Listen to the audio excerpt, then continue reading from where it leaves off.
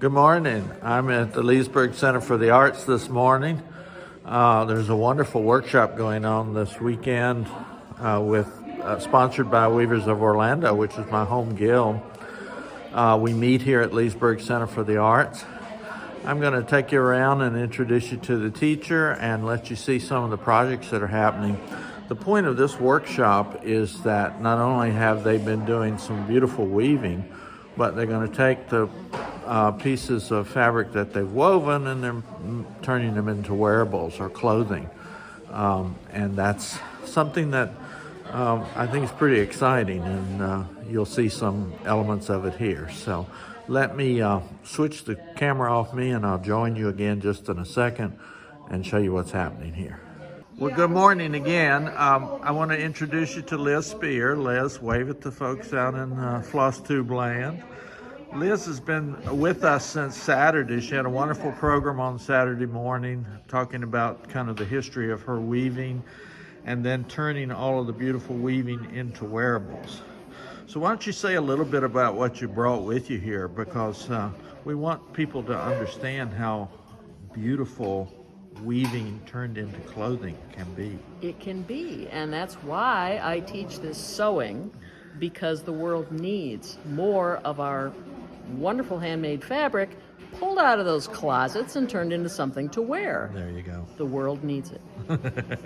So, these are samples of my line of garments. I do a few shows as far as marketing. Here's a short lined jacket based on a pea coat. This one is actually a medium. It used to fit me. Do you ever do any men's apparel? I do very little men's. Because we love these wonderful colors. I understand. But the deal is, there's only so much time, Gary, and I did not grow up sewing for men. Sure, and we're built differently. Well, there is that, particularly this whole aging stuff. Oh my goodness. I did get hornswoggled into patching my father's jeans, but that's it. There you go. So no, now a few of my garments can be unisex. This is a big shirt. Right. Really, really comfortable. Back, yeah. And my whole design credo is making stuff that will be classic, that's comfortable. Right. I use cotton and rayon almost all the time because I live in North Carolina. Sure. I don't use any wool. That's the breed. I love your long pieces. Show one of your long ones. I'm coming. All right. So here is one of the long coats, and the long coats with various different neck treatments. This one has a hood. This is actually my latest iteration of a coat pattern that I designed back in 1974. And the video certainly doesn't do justice to it, but those are just wonderful. It's almost got kind of a cape effect. It could. And this is the rag fabric, and it is exactly the same materials used in rag rugs, but in different proportions. Did I hear you say you usually weave using twills? Yes. Okay. Yep. I was listening. Attaboy. All right. So I don't know if it's going to show up on your video. It's very dark. Oh, but no, this it actually is, looks better, clearer here than it does. Yeah. The colors are wonderful. Oh yeah. So this is a coat using an asymmetrical pattern or collar. Yeah. All of this patterned material is my Nuno felt. And you want to tell non-folks what Nuno felt is? I will. Non-weaver folks, I guess. Well, it has nothing to do with weaving. Right. It is felt that I make by the large sheet that is 2 very thin layers of wool, generally merino, and then I lay different pieces of woven fabric. In my instance, I'm using thin silks that have been patterned or dyed by myself or friends. That's dry felting? No. Wet felting. Wet felting. Oh, okay. After it's all laid out, it gets wet down with hot soapy water and rolled up onto a noodle with a stiffener down the middle, which is huge. Cool. Working 4.5 feet. Wow. Actually 5 feet wide. I work on a pool table, or a ping pong table. Sure, sure. On a ping pong table in a friend's studio. And it's a subsidiary fabric, basically. Right. Well, it fits in nicely, even texture-wise, with what you've got woven. Yeah. That's wonderful. There's a lot of people who do both, but there aren't a whole lot of people who combine it like I do. Liz, if somebody saw this and said, I've got to have that coat, what would they do? Do you have a Email web me. page? I do. Why don't you tell them? Ready? Yeah. LizSpearHandwoven.com. Okay, and I'll put that in the notes for those of Okay. you who are watching. So Thank if you really want to find out what's going on in a little more depth. Wow, look at this. Yeah. Let me just pan back and take a look at that. This one's a beaut. Let me see the front again, too. This one has a shawl collar. The body is the same as the other long coats, but with this very classy shawl collar. You know, people always ask me when they come into my shop, when I'm taking something off the loom, you mean you can cut that? Oh, yeah. And here you can see the results of that, where you can cut it and really do whatever you could do with any kind of fabric in the world. It's just fabric. The secret is finishing. Right. Locking all of those threads and getting them out of being a mere interlacement of Sure. threads into cloth. How cool. Yep. How cool.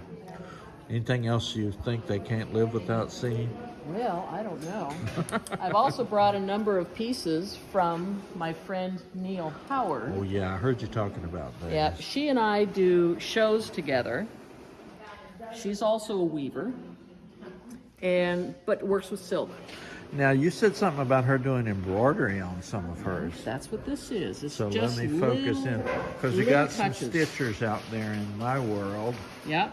So in this instance, Neal did Oh yeah, I see more in there. used scraps left over from my sewing her garments, Sure. doing surface design demonstrations. And she brought me a whole pile of these large scraps, and I started combining them. Now, when you said silk, I was thinking it was going to be shiny. No, mostly not. Sure. Neal combines shiny silk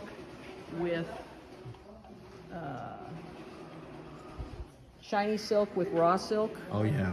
Yeah. So her visually, her fabrics are very textured, Right. but it is silk, so they are lighter weight. Sometimes she weaves with a very fine rayon or tencel, but they're all of her warps are dyed first, and then dyed some more, and then some of the pieces get surface designed as well. Cool. Yeah. Cool. Wonderful. Here, And check out this one. if they want to find out about her, probably go through your website. There's a link to, yes, there's And a link. what's her name? Neal Howard, Neal, or nealtheweaver.com. And for those of your fans, we will be vendors at Convergence in Wichita Okay. Excellent. in Excellent. July. Very good. Okay? Well, I'm going to go around and take a look at see what people are working on. But Liz, thank you so much for giving us just a few moments of your time. We're glad you're here with us in Central Florida this week. Thank you, Gary. So I'm just going to wander around. I suspect these folks don't want me to get too close, but I want you to see that because of the workshop, everybody did some weaving in advance, and now they're taking some time to put that hard work together. Now look at the movement of this fabric. Freddie was showing me. Lambeth Walk. It's called what? Lambeth Walk. It's an overshot. And look at that fabric that she's working on. And you're doing a top? A jacket. Okay. So I just want to kind of show you what all the work tables look like. This place is a buzz of activity. We're so lucky that the Center for the Arts allows us an opportunity to be here. Oh, I see some reds, always my favorites.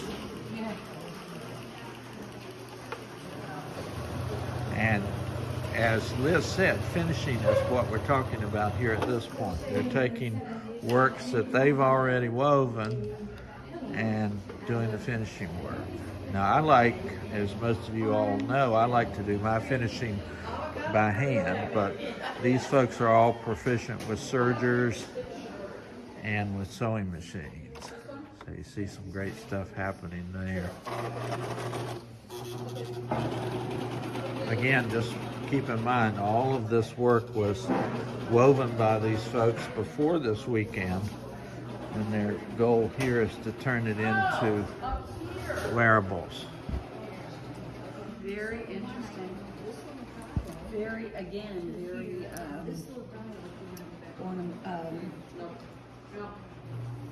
Hey there. I'm gonna just go over here in the corner.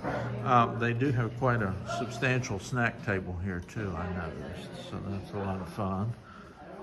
And Bev's over here by herself, finishing up some work on her project. Excellent. Except I'm the cheater. This I bought from Joanne Fabrics.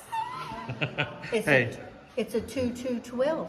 Yeah, and you're learning how to do what you need to do. So That's right. It's not that's going the to be way my to adapt. muslin. Because it's more like my fabric. Oh, wait till you see my fabric. Oh, I want to see the finished stuff. Well, hello again. I decided to pop back over to the shop and kind of finish up today's discussion here. I don't know if you could tell or not, but when those folks are down to the details of finishing the fibers that they've been working on for all these months, they're a little stressed sometime, and I thought it would probably be better for me not to linger over what they were doing too long. I hope you'll be able to see some of the finished products that were coming out of that workshop in coming weeks. But I'll get back to you about that and let you see what's happening. You know, I've mentioned a couple of times the value of guilds and groups that get together and practice these wonderful things that we love with respect to fiber. And I can't say enough about the great group that you saw today, the Weavers of Orlando. We have over 100 members throughout Central Florida who spin and weave and dye and felt and do all the wonderful kind of things that are happening there. And they sponsored this workshop, as they do so many. Even if you're not lucky enough to be in Central Florida, I would urge you to look up guilds like the Weavers of Orlando if you're interested in learning more about weaving. It's a fascinating skill. And every time I go to a workshop or every time I'm around an experienced weaver, I learn some things about this ancient art that I didn't know before. I'm starting a project here in the shop myself. I'll show you some details about that as we move along. I have 2 working looms in the front of the shop, and I always like to have something on one of them by way of demonstration so that when people come in, I can talk a little bit about what's happening there. A significant part of my world in terms of the legacy of handmade objects is all the wonderful kind of hand-woven things that I'm able to be a part of and if nothing else, observe as other people do those. So I hope this has just given you a little taste of some of the things that are happening with Weavers of Orlando this weekend.